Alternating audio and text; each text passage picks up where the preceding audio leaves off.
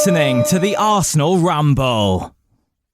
Hello and welcome to the Arsenal Ramble. Today we're going to be getting our teeth stuck into the big 1-0 win away against Crystal Palace. Arsenal hung on by the very skin of their teeth to take all 3 points away at Selhurst Park. Joining me as ever to discuss this one, Dom, how are you, mate? I'm not too bad, mate, to be honest. I just want to say, is it too early for us to be getting the defibrillator out? Because I was having heart palpitations towards the end of that game, and it's only the second match in, which I don't know if that's a bad omen for the season, but, 2 from 2, 6 points on the table, that's as good as we can get. Yeah, man, as far as points are concerned, there's nothing to worry about, but they don't have just put you through it, do they? But, it's a tough place to go. I know it's a bit of a cliche, Selhurst Park. It always seems to be on a Monday night as well when they absolutely pack it in. Just the atmosphere seems to lift on an evening. So, we had it against us. And I'm not being funny, they basically had 12 men with that ref as well. We'll get into that. But David Coote, wow, what a poor referee. But anyway, let's not talk about refs. Let's talk about the Arsenal. Let's talk about team sheets, as we always do. And I suppose the big one has got to be Big Gabby at the back, not starting again. Against Forest, it was a bit of a question mark, and everyone just seemed to assume that it was just maybe a tactical change or potentially carrying a little niggle. But now that's 2 Premier League games on the trot where he's not started. Your thoughts on this one? Yeah, so for me, if it's just going to be from the first game, then you think maybe he's just having a fitness issue and he's working his way back into the team after a tough pre-season. But it does seem like it's almost by design from Arteta that he's going with this one centre-back and then 2 kind of hybrid centre-backs in Ben White and Tomiyasu, what was in the previous game Timber. And I don't know if it's just Arteta trying a new formation and trying to make these overloads in midfield so that Partey can then change the shape of the team and step in. But it does definitely worry me, especially because before the game there's been a lot of murmurs and a lot of chatter about Gabriel potentially being linked to a move away from the Arsenal.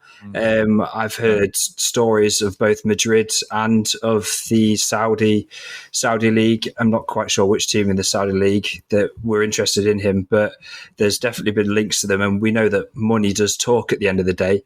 So fingers crossed his head doesn't get turned. But it definitely did ring alarm bells for me. Well, as we're speaking, actually, the big Fabrizio Romano, as we all know, has tweeted saying that Arsenal have no intention of selling Gabriel. And, whilst Saudi pushing, if we don't want to sell, we don't want to sell. So maybe it's just a case of he's had his head turned slightly, and until this gets settled, he stays out of the team because we want 100% focused players on the pitch. A little bit similar to how when we were in for Caicedo in January last year, that Brighton took him out of the team momentarily until the window ended and his head got sorted a little bit. So potentially it's something along those lines. But apparently we've got no intention to sell, and I'm absolutely buzzing about that because to lose a player of his stature would be huge. The partnership he's got with Saliba as well is colossal, and I don't think we could replace him, no matter how much money the Saudis throw at him. I don't see us being able to effectively replace him, to be honest. No, we won't be able to replace him, and certainly won't be able to get someone in the last 12 days that we've got remaining of the window for an adequate price, because we're not going to. Kivior's not quite up to the level that he can fill in Gabriel's shoes just yet. And then if we were to release Gabriel to the Saudi League or to wherever, and for example, if Saliba gets injured again, like he did at the end of last season, we would be left with, no centre-backs of high quality, and that would put us in a really vulnerable position and make us quite, prone to conceding, which is not ideal. And the thing is as well, I don't know if it's like a vindictive thing from Arteta, if he is leaving him out for that reason. I'm sure there must be some other reason tactically, because from Arteta's point of view, he's got these players and he just wants to win. I feel like winning a match would be more important to him than proving a point. I don't know if that translates to you as well, or yeah, I think so. And another element to it as well is the fact that when he isn't in the team, we're having to sort of use the left-hand side as our makeshift centre-back, i.e. Tomiyasu went in there, and then Partey then comes back as our inverted fullback. And I'm really not convinced by that one. Partey actually did do quite well defensively today, to be honest. I thought he did really well, but his passing game from that position takes a big hit. And you saw it in this game. He misplaced a whole heap of passes and almost cost us a few times. So I think when you're trying to accommodate this Gabriel out change, it does also affect the rest of the team. And I'm hoping now that Zinchenko's back fit, he obviously made a little bit of a cameo there at the end, that this may allow us to revert back to that back four that we're more familiar with Ben White and Zinchenko on either flanks. Yeah, I think it's a mixture of different elements, isn't it? There's a lot of different changes going on in the team all at once. You've got the likes of Havertz coming in and Rice coming in, and then you're dropping a centre back out. You're changing the whole shape of the back four to a back three without two centre backs, and all of these different personnel plus different systems. It's going to take a bit of time. It's going to have some teething issues. But ultimately, whilst they're figuring it out, if we can keep winning games, however we can do it, then that's always a bonus. But like you say, fingers crossed. Zinchenko, who came on, I think he played in the behind closed doors fixture against Luton, didn't he? He featured in that game, and then he came on towards the end of this game. So that is pretty much rearing him up to get back into the starting lineup, especially with, we'll come on to it a bit later, but with Tomiyasu not being available for the following fixtures. Yeah. Well, while we're talking about Tomiyasu, let's discuss him a little bit, because in that first half, I think I messaged you or you messaged me saying that he did look a little bit suspect. I think Ayew was very isolated on that side, and Ayew was exploiting that, really running at him. And I think it was around the 15th minute mark. He beat Tomiyasu before whipping in a really threatening ball into the 6-yard box, and it was causing a bit of chaos. And it couldn't help but think that I just don't like to see Tomiyasu on that side. I don't know what it is, but we've seen him really excel. At Liverpool last season, for example, against Salah, absolutely bossed it. But there's something about Tomiyasu on that left-hand side that just doesn't seem natural to me. Yeah, I kind of tend to agree. And I think both offensively and defensively in this game, he was below par because, like you say, in that one-on-one situation that he had with Ayew, he just seemed a bit behind the pace of it, really, didn't he? I know Ayew is really quick, to be honest, so that could have a factor in it. But yeah, he just seemed a little bit behind the pace of the game. And even when we're trying to create chances, when we're trying to move forward, when it comes over to that left-hand side, you had Havertz, Martinelli, and then Tomiyasu was the kind of triangle linking up there. And every time the ball came to Tomiyasu, he just either took an extra touch or didn't quite play the ball into the path of Martinelli where he would want it. And you never expect him to be able to pull off one of these little reverse passes that you'd see maybe Zinchenko be able to pull, that he can do it, outside the boot with his left foot or reverse it back with his right foot. And for Tomiyasu, when he was brought into the team, everyone was raving about how two-footed he is, and he's got excellent technical ability as well as defensive ability. We didn't really see either of those things, especially in the first half, did we? No, we didn't, to be fair. I think this game was very similar to the Nottingham game, to be fair, where we just sort of seemed to control the half, but we weren't really creating clear-cut chances until maybe sort of the 30, 35-minute mark, where just sort of towards the end of the match.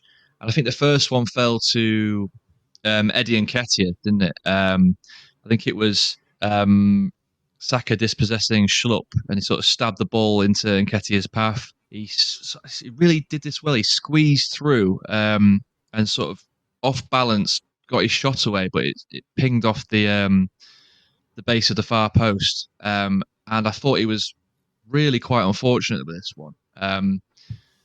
You know, I can't fault his performance today, to be honest. Despite that miss, and we'll come on to the other big miss in a moment, but I thought he looked really threatening all game. Yeah, I have to agree with you there. And me and Dave have both got a group chat with another chap who's a Man United fan. And he said to us, he was like, Nketiah looks like he's really good on the ball, but he's not very good at finishing. And then me and Dave both replied saying, that's so strange because normally it's the opposite. Nketiah, we're all accustomed to him being a fox in the box, a poacher. He's usually so good at finishing, but he doesn't really create much. So it was kind of funny for it to be the other way around in this match. And hopefully he can knit it all together and become the perfect striker for us in the future. But yeah, he was desperately unlucky with those chances. As you say, the first one where he wriggles through, and he does really create the chance himself with his movement and his ability to open his body up. And you just sense that if that was on the other foot, because it was on his weaker left foot, it just wasn't accurate enough to nestle it into the bottom left-hand corner, unfortunately. And he was a bit off balance as well. And then, like you say, this second chance where he was played through from a absolutely superbly reverse pass from Declan Rice outside of his right foot. And he takes an extra touch here, which brings him a little bit too close to the keeper. And then he gets the little dinked shot all wrong, really goes over the bar. You feel like maybe if he's firing all cylinders, he just leathers this first time. Yeah, that's the sort of finish that he normally just buries, doesn't he? Because it was a fairly simple finish. The ball was set up nicely as well to just absolutely hammer home. You could still dink that goal, to be fair. He just puts far too much weight on it. Especially at that close range, I think it's better to just place it. So yeah, it was a shame because those two big misses will be what's on a lot of fans' minds and sort of take the shine off his performance. Because you take those misses away, I thought he had a solid game. He was causing them all sorts of problems, and he was very athletic in terms of holding up the ball and causing a bit of chaos and just allowing other players and interchanges and just his overall game was a little bit more like what we see from Jesus, to be honest. And that's probably exactly what Arteta wants from him. So yeah, I mean, I really can't knock that performance from him. Yeah, if you want a striker to step in and perfectly emulate Gabriel Jesus, then having someone that's all-round build-up play and awful finishing is absolutely the right thing to do. I'm only saying that in jest, but yeah, we had quite a few great performers in that first half. Most notably Declan Rice as well. Now his passing ability, him spraying the ball from left and right, and the reverse passing, he looks like he's really grown into that role in the middle, doesn't he? He's making it his own. I think this was his best performance in an Arsenal shirt. And we've been saying it for a few weeks now that he just doesn't seem quite match fit because obviously he was a little bit behind everybody else in terms of pre-season preparations. But he seems to have caught up now. And yeah, today he really did show the world-class player that he is. That his ability to pick a pass and just spray it left to right, the diagonals, it really does work with our team perfectly, because what we like to do is get Martinelli and get Saka one-on-one with the fullback and let him cause chaos. And that's exactly what happens. Unfortunately for Martinelli, it wasn't his best game. I feel like I'm being really negative, so apologies for that. But I have to be honest and give my opinion. But I do think that Martinelli he was just one gear behind everybody else. I know we've probably glossed over it a little bit, but in the first half, right at the start, he got a ball dished out to him in acres of space, and he just took too long on the ball, dilly-dallied too long, and by the time he got his shot off, it was an easy block. Yeah, and he just wasn't as effective as we've seen in previous games in pre-season, and even against Forest, he created that first goal with that bit of magic, and we just didn't see that in this game. But as you say, Rice was just unlocking the ability to be able to do this and get our wingers one on one with the defender, and yeah, he's going to be massive for us this season. I think, yeah, he's really going to be the difference in some games, and I think if you take him out of this team today, we could be looking at a different scoreline, because these gritty performances, these 1-0 wins away from home, where you need big leaders like that, and yeah, I think he made a difference today. Yeah, for sure. There's quite a few times as well in the second half, especially where you saw Rice, barking out the orders, and you can really tell he's got that captain's mentality.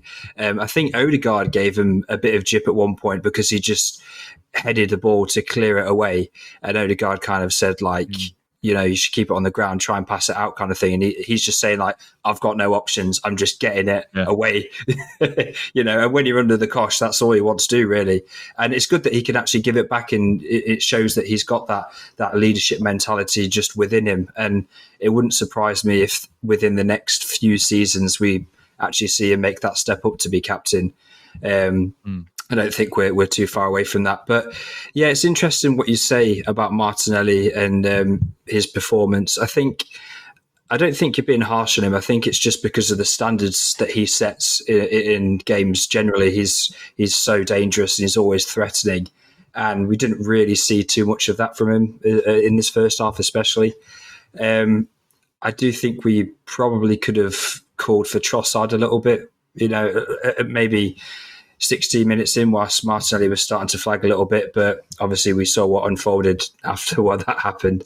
But yeah, not his best game, didn't really create too much, and everything was going through that other side, wasn't it, through Saka and Odegaard and Ben White. But we did actually have a few warning signs as well in the first half, didn't we, where I think Jordan Ayew latched onto a ball after Saliba miscontrolled it, which is something that you don't often see from Saliba. Probably a lapse in concentration, to be honest, because we had been so dominant. And this was probably one of the biggest chances that Crystal Palace had in that first half. And credit to William Saliba, he actually gets back really quickly. And as we saw, Jordan Ayew, he is rapid. And Saliba gets back and he just... his long Inspector Gadget legs, reaches out and claims the ball back, and luckily we get away with that one. But that was definitely a sign that if we had Gabriel alongside Saliba in that sort of left-sided centre-back area, he would have been able to cover for his mistake. It was definitely another game where I felt that the only way they were going to score is if we made a big, big error, like Saliba obviously recovered well, or a set piece or something of that ilk. A goal from open play just didn't seem very likely at all. But going back to the Saliba, the bit of brilliance from him there. He is just an absolute warrior, isn't he? Like nothing was going past him in that whole game. And I think you said it, throughout the game, that it felt like he just, that little lapse in concentration, he just had to do that just so he could sort of run back and just sort of show what he could do, because he just knows he can do it. He's just such an amazing defender. And I'm not going to lie, my heart was in my mouth. Whenever a player goes to ground like that for a tackle, you can't help but think the worst, can you? But it was a perfectly timed tackle. And I think he has to go up there with Declan Rice as one of the better performers today, for sure.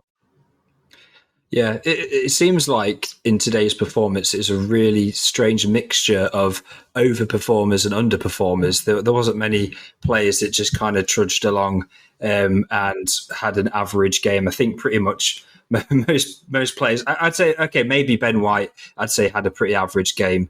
But apart from that, everyone either overperformed or underperformed today. Another underperformer as well that I'd like to point out is probably Kai Havertz. He didn't really create anything much in the first half at all going forwards.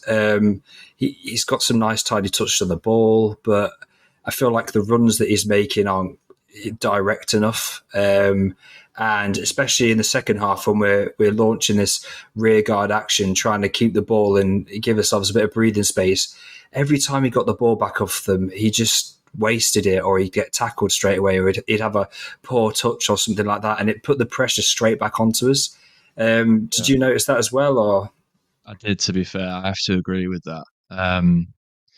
He just has that real lackadaisical sort of vibe about him, doesn't he? That he just sort of strolls around the pitch, similar to how Ozil had, where he just doesn't look like he's really trying, and you're thinking, "What are you doing, mate?" The game just seems to pass him by at times. But Arteta clearly sees something in him, and I trust Arteta, massively. So I do believe it's just a matter of time before it clicks.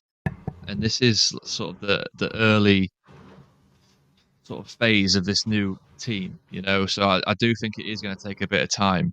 But I have to agree that I'm sort of struggling to see it at the minute, because I don't see that dynamic player that we sort of need in that mold. We need someone a bit more robust, a bit more physical. I mean, he's a tall guy, don't get me wrong, but I don't know. I'm just not seeing it yet. I feel a little bit bad saying that, but I'll caveat it with I do think it will get there. It's just maybe getting the right team around him, and maybe at the minute with the Partey at right back situation, I don't think that it's quite gelling yet. No. Like you say, we need someone a bit more robust, a bit more physical, like Granit Xhaka. But unfortunately, he's gone. And it does strike me that he is getting a lot of opportunities at the start of the season because of our defensive woes, with Partey having to fill in at the right back position. I don't think we'd see as much of Havertz if, for example, Zinchenko had started, or if Timber was, didn't have his ACL tear.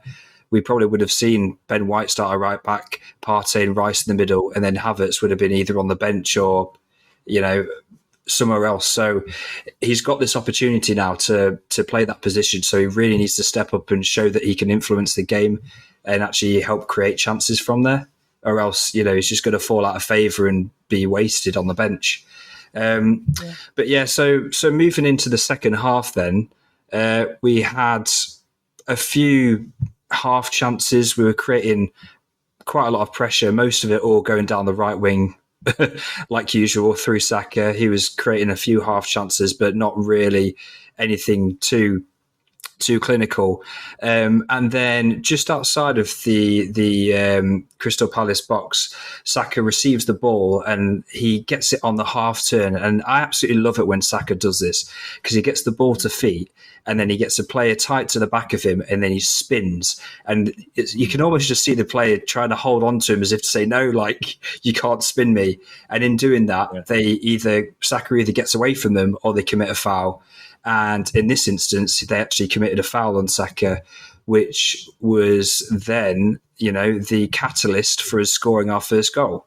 So it all starts from there. Martinelli then is over the free kick. And to his credit, although he didn't have a very good game, he saw the run of Eddie Nketiah and acted really quickly, took the free kick quickly and released it to Eddie Nketiah, who gets through and he's one-on-one with Johnston, and he just nicks it round his hands for Johnston to then make contact with Eddie Nketiah's feet, and the referee blew for a penalty. And once you've blown for a penalty there, VAR's not going to overturn it because he's gone around the keeper. Keeper's nowhere near the ball. He's made contact with the player. It's a pen. There was a few moments of deliberation whilst they were checking to see if Thomas Partey had impeded one of the Crystal Palace defenders, which he to be fair, my heart was in my mouth because I saw that he'd put his arms on him. But, if that's the other way around, they're not giving a penalty for fouling a player there. It was very minimal contact and it would have been pretty soft to try and overturn that. So luckily it wasn't given.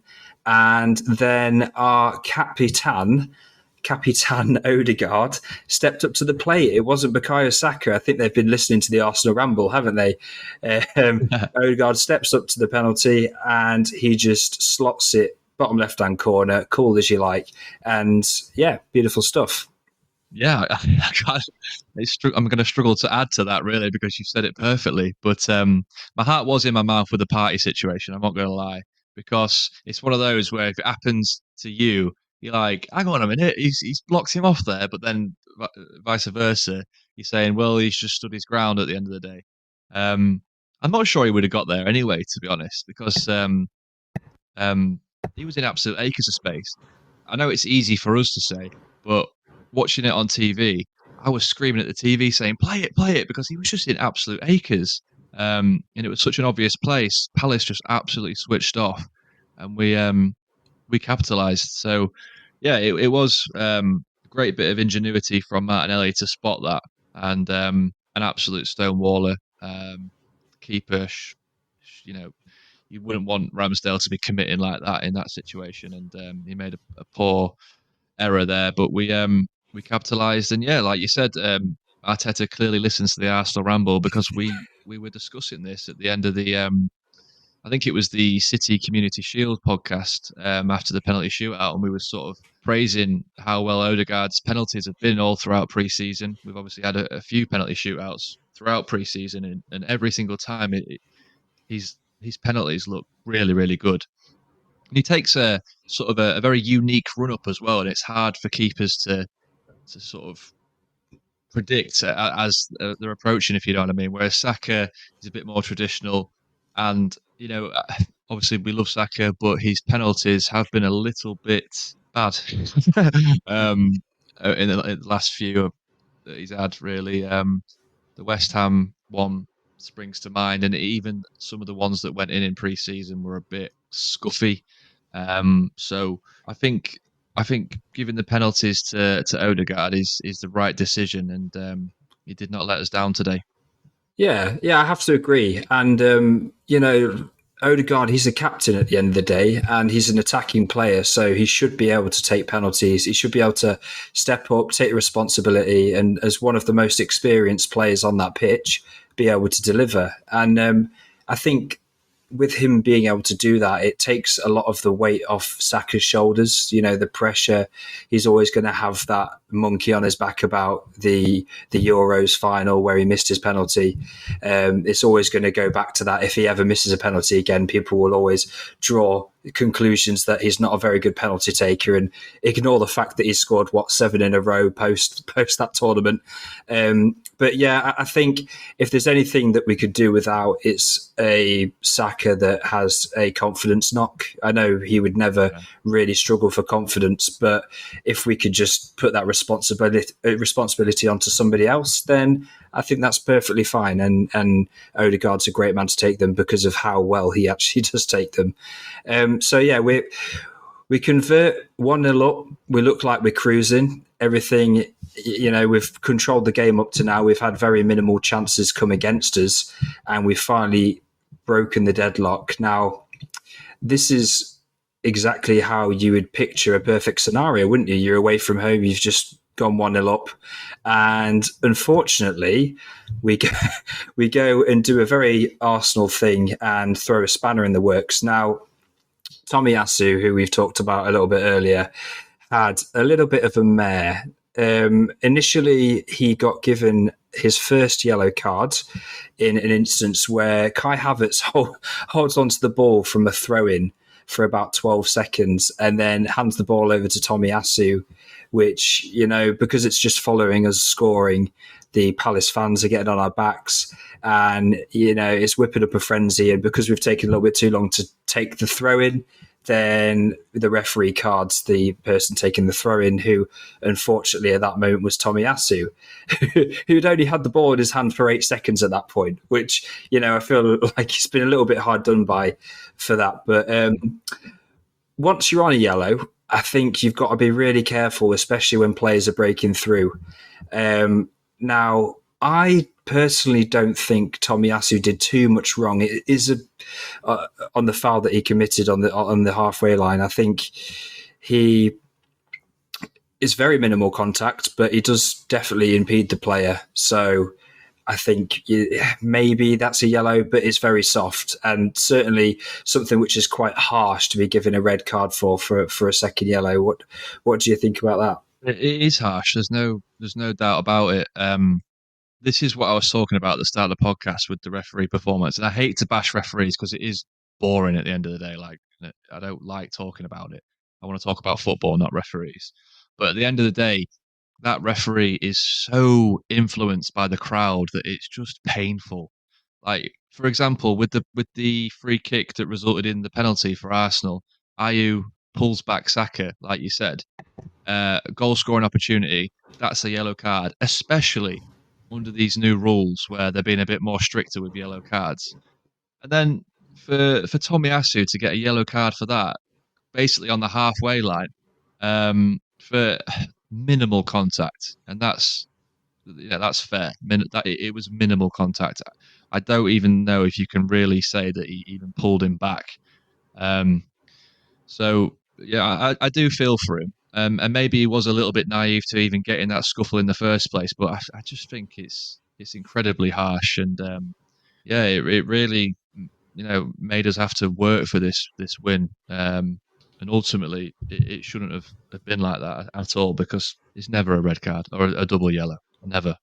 Yeah, that's it as well. And you just want to see consistency, don't you? Like, if you're going to send Tomiyasu off for a second yellow in that instance, then you should have at least been off the pitch before that, because of what you just mentioned. So it is really frustrating, because we had this quite often last season where there were inconsistencies in referees' decisions which influenced games.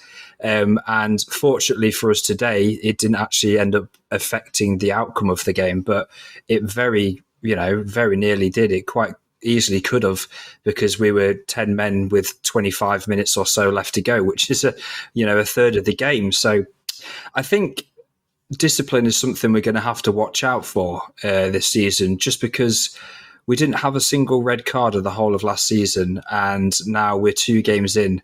We've already had 1 red card, and we were getting quite a few silly yellows as well towards the end of the game. I think Kai Havertz got one for kicking the ball away and also he kicked the ball away towards our goal, which if you're going to get yellow for it, at least kick it into the stands row Z or something. But I think maybe Arteta needs to have a word with them and say, look, guys, you can't lose your head. You need to stay focused. Can't be getting too many yellow cards, because they build up and then you get suspensions, and that throws another spanner in the works. So, yeah, hopefully he can keep a lid on this. The thing is that it's been so ingrained into most Premier League players, most football players, to slow the game down, and not to time waste, but just to slow the game down. And some would argue that is time wasting, but there's an art to it. There's an art to doing it just before it becomes time wasting.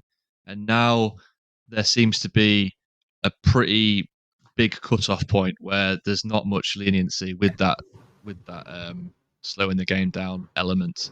And we're going to have to be really careful about trying to do that. And maybe we shouldn't even do it at all, because ultimately time is going to be added on. So what is the point? We might as well control the game and see it out to whatever minute gets added on, because in some respects it's almost showing the other team that you're a little bit nervous and you're wanting to time waste, and it puts that little bit of a little bit of spark into the opposition team, thinking, well, they're actually thinking that they're going to have to hold on for this or whatever. It's a psychological thing. But I noticed that the minute Tomiyasu went on, it was backs against the wall, time to hoof it out when it gets, we weren't playing our game, and I still think with 10 men we have the ability to do that. So I think we're going to have to be wise to it, yeah. And I think, like you said, I think Arteta's going to need to have a word with the team and really sort this out. And another thing as well is because of this referee, I was convinced that there was going to be there was going to be another controversial call. And I think it was about 5 minutes after our penalty, Tomiyasu's red card, sorry, that Eze was twisting and turning in the box, and he sort of went down on a challenge involving Rice and Partey, I think it was, and it looked to be a little bit of contact from Partey's sort of hanging leg, but the referee did not give a penalty in this instance. VAR agreed with the on-field ref. Like you said earlier, I think if the ref had given this, I don't think VAR overturns it. So thankfully, he got that one right, in my opinion. Anyway, what was your thoughts on this one? Yeah, so honestly, without my Arsenal hat on, I think that this could have gone either way. I'm pretty sure if the ref had blown for that to be a penalty, then I don't think VAR is going to overturn it, and you couldn't really argue too much against it. There's definitely a hint, well, more than a hint, of Eze leaving his leg in as he goes past. He kind of skips over Partey and then he leaves his leg hanging. But, you know, once a player does that, you can't then stick your leg in to have the referee have to make a decision kind of thing. You don't want to make it so the referee can actually give them a penalty in the first place, so you don't want to be sticking your legs in. And I think it was a coming together of two players either side of him, and we were pretty lucky in that instance for them to not be awarded a penalty. But sometimes, you know, you've just got to ride your luck in these games, and there's been more than one of those that weren't given to us last season, was there? That we've had quite a lot of in fact, even in the first half, there was an opportunity where I think Eddie Nketiah was twisting and turning, and he got caught. And a similar thing, his leg was kind of dragging on the player, and it wasn't given. So I don't know if that maybe balances it out in this game, but yeah. Yeah, again, it was definitely a heart in mouth moment, wasn't it? I think you need a bit of luck sometimes away from home, and thankfully we got it there. But it was certainly a 50-50, and I think some refs give that and some don't. So thankfully we were on the positive end of that one. But, you know, even after that, it was just relentless pressure, wasn't it? We had to really dig deep. I've got on my notes here, the 88th minute, Ayew collects Mitchell's inside ball on the turn, looks for Odegaard at the near post, but Gabriel's there to hook the ball clear. We're hanging on. I think a little bit before that, we had that moment where I can't quite remember who the player was, but it was an absolute fizzing cross that seemed that Ben White wasn't quite switched on. It just sort of went past his head, and the glancing header flashed wide of the post. It was a bit of an onslaught, really. You know, what were you thinking at this stage? Yeah, it was really backs against the wall at that moment. And for all of the talk about if Gabriel's head's in the clouds and if he's thinking about going to move to a different club, when he came on, he battled like an absolute warrior for every single cross. Every single time the ball got placed in behind him as well, he would usher the ball out, and then he would celebrate like he's just scored a goal. Literally, he'd turn around, high five Ramsdale, you know, almost fist bumping Saliba and roaring like they just scored, even though he just ushered the ball out for a goal kick. So you certainly can't question his commitment when he came on. And I think the changes as well, bringing on Jorginho, and I think Zinchenko came on when Jorginho came on as well, just swapping them out for Nketiah, I think it made us a lot more compact, because yes, Nketiah gave us that out ball, but he looked really leggy by that point, looked absolutely shattered. And to be fair, he'd put a big shift in, so fair play to him. But You saw Arteta saying, make the game more compact. Jorginho, get in there, just get more bodies defending. Kivior came on as well. And after we started the game with basically one centre-back, we finished the game with about 4 or 5 all in that position. So, we really did, put everything on the line for it. But that's it. When you go away from home to these really tough grounds in the Premier League, if you can come out after being 10 men down and you come out with 3 points after an onslaught for 25 minutes, then that just shows you the spirit of the team and shows you the direction that they're potentially moving into. Yeah, it was certainly a big win. Like I said at the start of the pod, to go away to Selhurst Park is never an easy fixture. It was the opening fixture of last season, wasn't it? And it wasn't an easy game back then, even though it was a 2-0 on the day, but we had to work for that win. I'm buzzing. Does that take us to 3rd in the Premier League? We're now joint 3rd below City and Brighton. Got Fulham up next, so it's all looking fairly good. The only thing that's on my mind is this Timber situation that we heard about midweek. We've not really talked about this yet on the podcast, so I thought I'd bring it up a little bit. But how disappointing is that for Timber himself and for Arsenal? It is really disappointing, to be honest, because he looked awesome, didn't he? When we saw him play in pre-season, every single time he played, he just looked like an absolute colossus of a defender. He was strong, fast, beating people to the ball, good on the ball as well, could create and get forward. But he is someone who would have been an unbelievable option to be able to have at either right back, left back, centre back, or even stepping into that midfield position. So he is a massive loss. But it's one of those things you just can't call for. You can't expect it to happen. I think he had a really good injury record when he was at Ajax, didn't he? And it's just typical. He's played 2 games in not even that, in an Arsenal shirt, and then tore his ACL. Similar to like when Partey came to the Premier League after having a great injury record, and then he was injured all the time. You just can't expect it sometimes, and these things happen in football. That's why you need squad depth. And luckily, we have got quite a few other left backs who can fill into that position.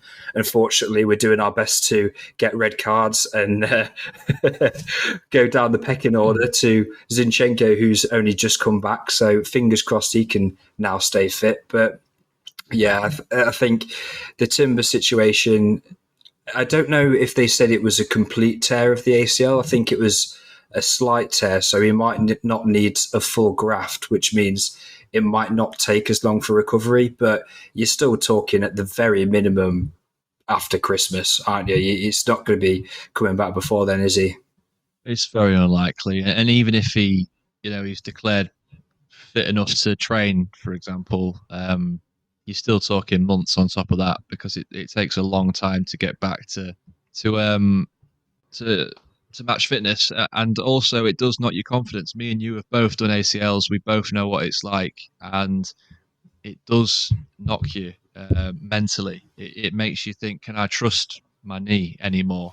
Can I do what I used to be able to do? But I think what is positive is Timber does seem to me to be like a bit of a warrior, and he's going to aim to come back stronger. And we've seen, modern medicine now, we've seen players come back and improve and be better than before. He's got age on his side. He's 22 years old. I think if anyone's going to be able to come back stronger, it's him, after having only known him for a couple of months, really. So, yeah, it's really disappointing. And what makes it even worse as well is the fact that he was so versatile in that back line that it's like missing a right back, a left back, and a centre back, isn't it? Yeah. It takes a lot of options out of this team, and he seemed to be one of the first names on the team sheet for Arteta, to be honest. So I do now start to think, does this maybe mean that we may go into the transfer window and look to reinforce someone within that sort of position, because as we were saying, it's likely to be the majority, if not all, of the season. Yeah, it's interesting you say that, and I don't know if we can, if we're going to dabble into the transfer window, we can't allow for any of our players to leave either. I think that's something which should be integral, because there's rumours, like we said earlier, of Gabriel leaving, rumours of maybe Tierney going as well. But if we don't end up getting any players in, and we've got Timber out and Zinchenko's not always fit, then you're looking at a left side of Zinchenko, who's sometimes in and out of the team, and Tomiyasu, who, well, he's also quite injury prone, and then Tierney that might be going. So we've really got to make sure we don't go from having too much cover on that side to no cover on that side, because we really would be shooting ourselves in the foot.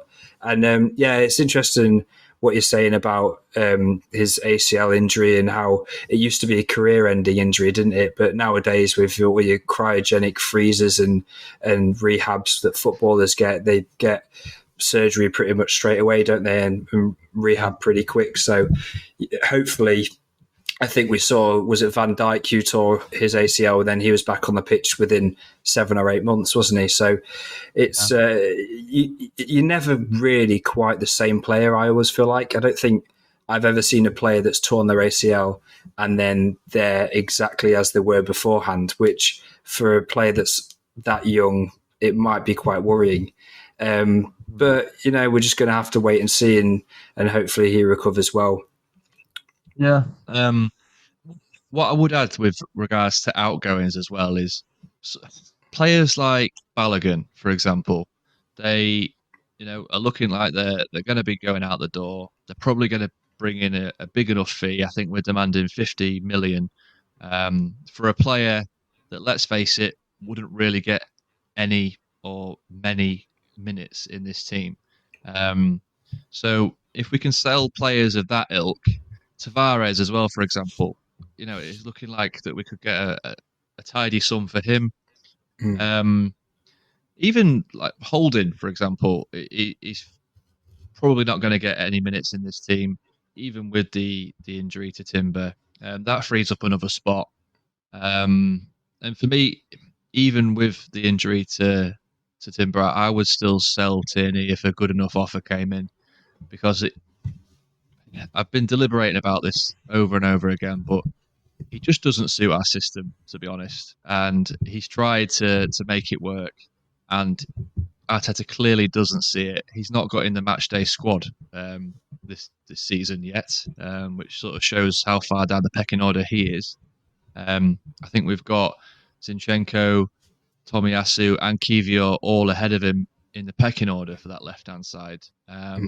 So I don't think selling him would really affect it too much, to be honest. But then, like you said, Tomiyasu's pretty injury prone as well, so it's a tough one. But I think if we can generate enough income from these outgoings, how long have we got left of the window? Sort of 11, 12 days. Yeah, something like that. So if we can get some of these players out the door and allow ourselves to find that right player or players, then I think we'll do it. But it has to be the right person. I don't think they'll go in the market if it's not going to be the right person.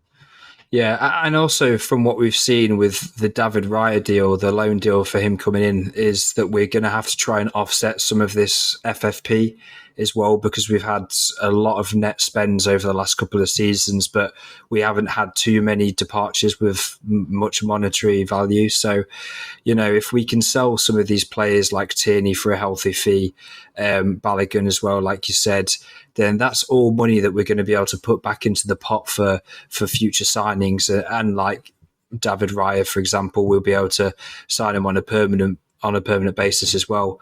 I saw that there were rumours of Balogun being linked to Spurs. Now, I don't know if you've heard these rumours or not, but apparently they were interested in signing Balogun around that 40-50 million pound mark. Now, I don't know how I feel about this one, because it would really have the feel that he could come round and bite us back in the arse, basically, if he becomes really, really good and is like the next Harry Kane and haunts us for the next decade.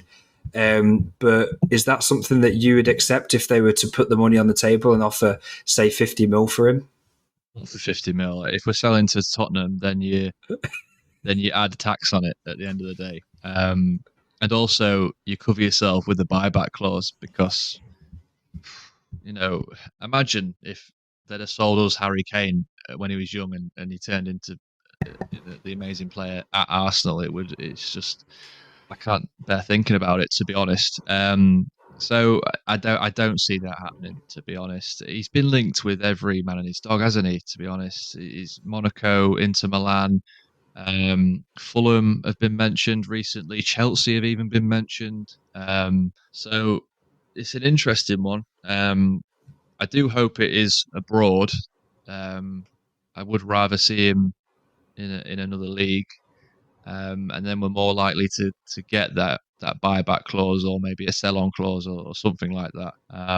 But it's an interesting one, and it's certainly going to be a big couple of weeks for the transfer window.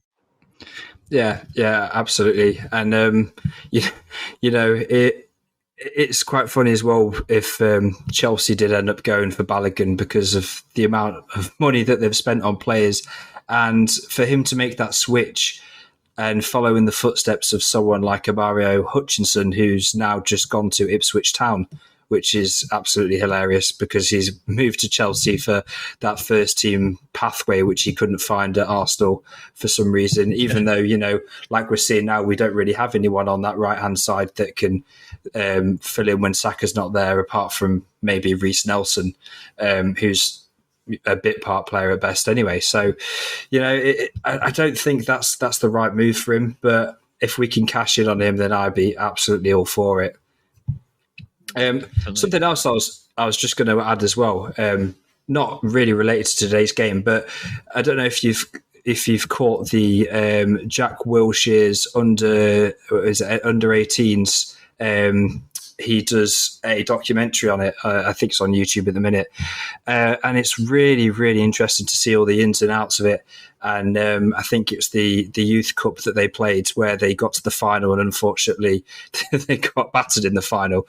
But you can see that there's so many decent youth prospects in that team, like Ethan Nwaneri that we saw who made his debut for the first team last season, and also Mario Cozier-Dubry, who looks like a little mini Saka, doesn't he, on that right-hand side? He looks absolutely quality. Now, how do you think we're going to be able to integrate these players into the team going forward? Do you think we're going to be able to bring them in whilst we have so many competitions that we're going to be asking for a lot of our players in? Well, that's always the golden question, really, isn't it? And it does take a very big talent like Saka to come along and to break into that first team. And it also takes a bit of luck because Saka wouldn't have got into this team if it wasn't for the fact that we weren't performing that well at the time of his emergence. He was sort of slotted in at left back or left wing back at the time. Then Pepe was really underperforming, so he got his chance out there, and then the luck sort of helped Saka, and sometimes that's all it takes. You just need a little bit of something like that to happen for someone to be given their chance. But we certainly do have a lot of big prospects. Miles Lewis-Skelly as well in that documentary looked immense. His ball carrying was instrumental in that cup run. And I can see him being a big part of the Arsenal first team one day as well. But look, if they don't get their chance in the Arsenal team, then there is always the loan option. And I know that's sometimes frowned upon, but some of the best and biggest players in the world have had loans. It doesn't always have to be a negative thing. I think Arteta is very clever in the fact that he lays out a pathway to the first team, and I think that's one of the biggest reasons why we were able to convince Ethan Nwaneri to sign his pro deal at Arsenal and not at the other clubs that were sniffing around like Man City and Chelsea, which were offering him a lot more money. but we were able to show him that pathway to the first team. And ultimately, we're going to be the one that reap the rewards in a couple of years' time when he does hit the heights of where he's inevitably gonna be, because he does look like some player. I think he scored a hat-trick the other day in the under-21s, and he's a 16-year-old boy. So, I think Arteta, Wilshere, Mertesacker have really got a good partnership there, and it does seem like there will be another set of stars coming through. And also young Charlie Patino as well. He's taken the loan route, and it was looking like he was destined to leave the club this summer, but it looks like he's been convinced to go out on loan again, because there may be a pathway to the first team with just one more year's experience. So, Swansea, where he's gone, is a good team, a solid championship team, and he's already performing there. I think he's scored an assist on his debut. Scored an assist or got an assist, sorry. So, I think, who knows, he could come back and really start challenging for places, because we will have some players leaving in the summer. Jorginho's contract expires, El Nenny's contract expires. Who knows what's happening with Lokonga? There are sort of players on the periphery that will be leaving in central midfield, so that there will be gaps. Yeah, for certain. And it's just that balancing act, isn't it, between being able to integrate new players, youth players, into the first 11 and not weakening your squad too much so that you're not competitive in these big games. But I think that's something which we're going to be able to use maybe the Carabao Cup in the earlier fixtures for, get maybe 3, 4, 5 different youth players in there and mix them up with some of the more experienced players, and then help them actually achieve that stepping stone to be getting into maybe just on the bench or being able to get featured into a Premier League matchday squad. Because ultimately, if you don't play, you never get given your chances, then you're not going to see these diamonds in the rough like we had with Bukayo Saka, and we've seen Nketiah's coming through, Smith Rowe came through, and you've just got to give them their chances, haven't you, really? But I just wanted to touch on that as well. Yeah. Is there anything else that you want to bring up, or that we may have missed from today's game? I can't really think of anything. I feel like I've not had the opportunity to laugh at Chelsea yet, because we've not done a podcast since then. So I just want to make an honourable mention to them getting absolutely battered by West Ham. Okay, well, we'll end it on that delightful little note. I think we've got another London derby up next, and that is against Fulham. Saturday this time. We haven't got to wait all the way till Monday. So join us again for that one. And until next time, take care. You're listening to the Arsenal Ramble.